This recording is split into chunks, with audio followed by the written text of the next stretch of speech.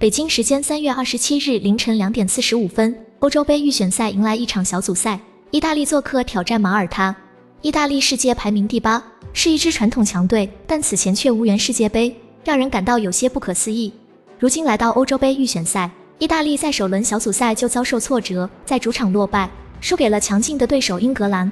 对于意大利来说，要想获得欧洲杯资格，就不能够再轻易丢分了。此次意大利的对手是世界排名第167的马耳他，这场比赛意大利势在必得。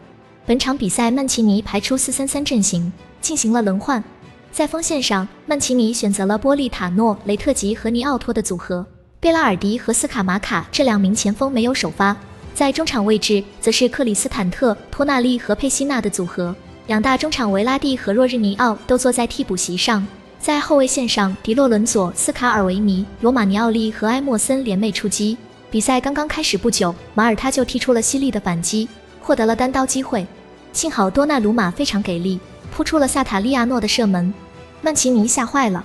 对于马耳他这种球队来说，好机会很少，无法抓住的话就只能等着挨揍。雷特吉在第15分钟攻破了马耳他的大门，他的头球攻门让门将一点办法都没有。之后佩西纳也进球了。他接到埃莫森的传中球，门前包抄推射打进，意大利一波接一波的攻势不断取得回报。半场结束，意大利2球领先。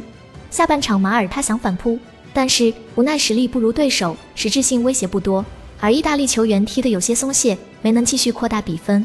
意大利拒绝爆冷，以2-0击败马耳他。